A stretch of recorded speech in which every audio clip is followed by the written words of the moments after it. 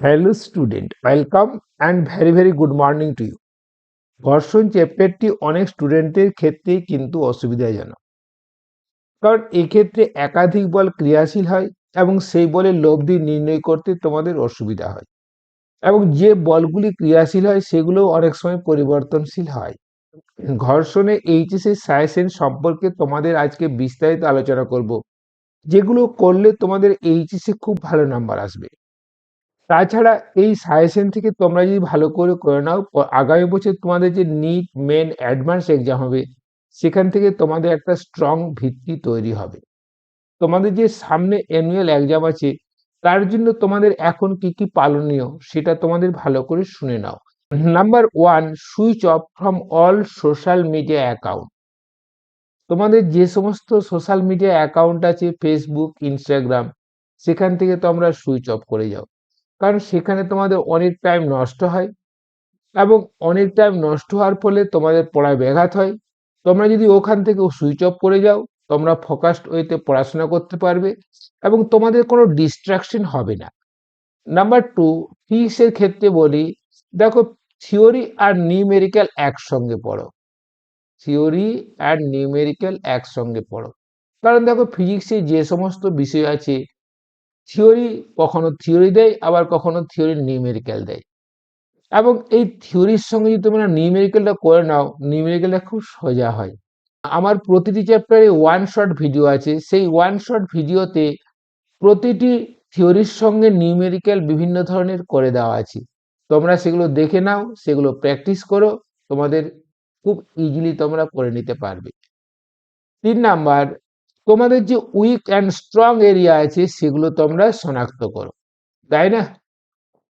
দেখো, যেটা তোমাদের উইক এরিয়া, সেখানে আমার এই ওয়ান শট ভিডিওটা প্রথমে লিখে নাও, তারপর ভালো করে বুঝে নাও, তারপর ওটা নিজে নিজে প্র্যাকটিস করতে থাকো, দেখবে উইক এরিয়ার উইক থাকছে না। এছাড়া আমার প্রতিটি চ্যাপ্টারের পিআইকিউ আছে, প্রিভিয়াস ইয়ার কোয়েশ্চেনের সলিউশন, এবং খুব সহজভাবে দেওয়া আছে। তোমরা সেটা দেখে নাও, দেখবে এখান থেকে আর কোনো তোমার অসুবিধাই থাকলো না, তাই না? আর যেটা তোমাদের স্ট্রং এরিয়া, সেখানে কি করে বলো তো, আমার ওয়ান শট ভিডিওতে যে সমস্ত নিউমেরিক্যাল দেওয়া আছে সেগুলো নিজে নিজে করে নাও, ভিডিওটা পজ করে ভিডিও সলভ করো, দেন অ্যান্সারটা মিলিয়ে নাও, এবং আমার পিআইকিউটা নিজে নিজে করে নাও, তাই না? 4 নাম্বার, দেখো, তোমরা যে প্রতিদিন পড়ছো, দিনের শেষে একবার ভাবো যে আজকে তোমরা কি কি পড়লে, কি কি ফাঁকি দিলে, আর আমাদের কিভাবে এগোতে হবে।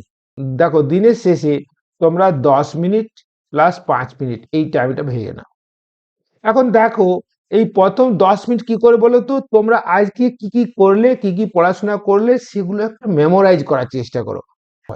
এবং লাস্ট 5 মিনিট তোমরা কি করে বলো তো, একটা রুটিন তৈরি করে নাও, যে কি কি পড়বে, কি কি পড়বে না।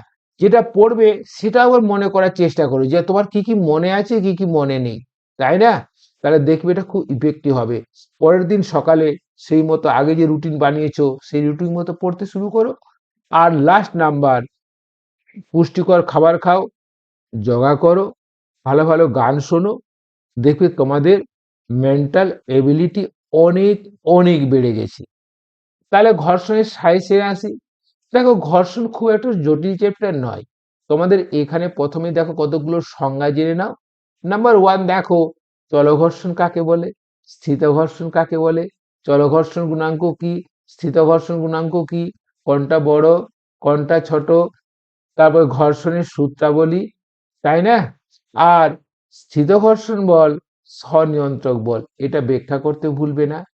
এরপরে দেখো, কোন একটা বস্তু সমতলে আছে, এর উপরে একটা বল ক্রিয়াশীল হয়েছে, এর মিউ দেওয়া আছে, এই সারফেসের মিউ দেওয়া আছে, তাহলে বস্তুর ত্বরণ, বেগ, সময়, এগুলো করতে ভুলবে না।